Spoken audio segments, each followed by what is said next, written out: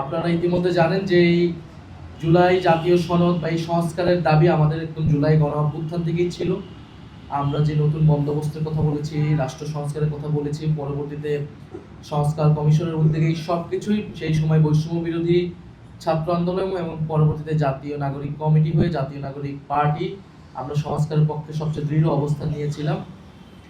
কিন্তু জুলাই জাতীয় সনদ যেদিন স্বাক্ষরিত হয়েছিল, জাতীয় নাগরিক পার্টি এনসিপি সেদিন সে স্বাক্ষর অনুষ্ঠানে আসেনি এবং স্বাক্ষর করে নাই।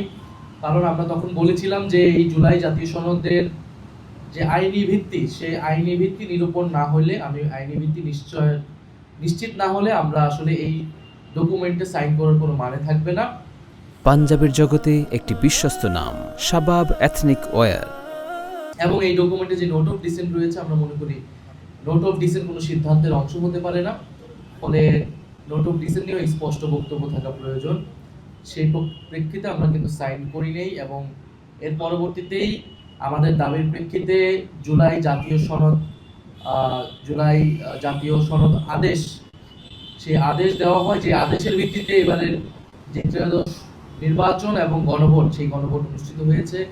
গণভোটে জনগণের রায় সংস্কারের পক্ষে এসেছে, হ্যাঁ পক্ষে এসেছে।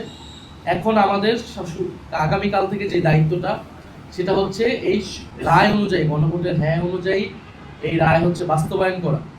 আমরা জাতীয় নাগরিক পার্টি এনসিপি কিন্তু সংসদ নির্বাচন অংশগ্রহণ করেছি, সংসদে যাচ্ছি এই জুলাই জাতীয় সনদ এবং এই যে সংস্কারের আকাঙ্ক্ষা, সেটা বাস্তবায়ন করার জন্য। এটাই আমাদের ম্যান্ডেট, জনগণ আমাদেরকে এই ম্যান্ডেট দিয়েছে।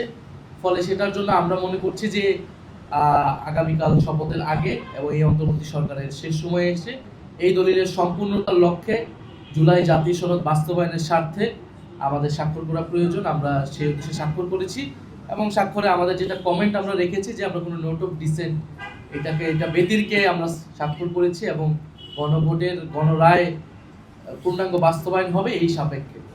ফলে এটি আমাদের আজকে আমাদের স্বাক্ষরের মধ্য দিয়ে জুলাই জাতীয় সনদ এর সম্পূর্ণতা পেল এবং আমাদের আগামীকাল থেকে এটার কাজ হচ্ছে যে সংস্কার সভা হবে, সংস্কার পরিষদ হবে, সেই সংস্কার পরিষদে এইটা জুলাই জাতীয় সনদ এবং গণভোটের যে আদেশ, সেই আদেশ অনুযায়ী সংস্কারগুলোকে বাস্তবায়ন করা। তো আমরা আগামীকাল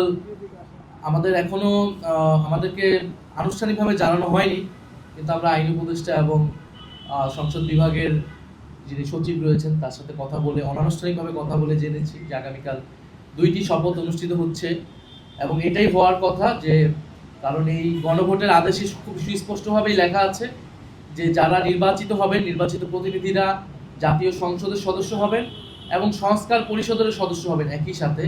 ফলে একই সাথে আগামীকাল 2টা শপথ হবে। প্রথম শপথ সাংসদ হিসেবে সদস্য নেবেন যারা জিতে এসেছেন এবং সেই একই ব্যক্তিগণ সংস্কার পরিষদের সদস্য হিসেবেও শপথ নেবেন। একই সাথে পরপর 2টি শপথ হবে। এরকমটাই আমরা জানি, গণভোটের আমাদের আদেশেও সেটাই লেখা আছে এবং এই শপথ কে পড়াবেন এটা নিয়েও আসলে সন্দেহের অবকাশ নেই।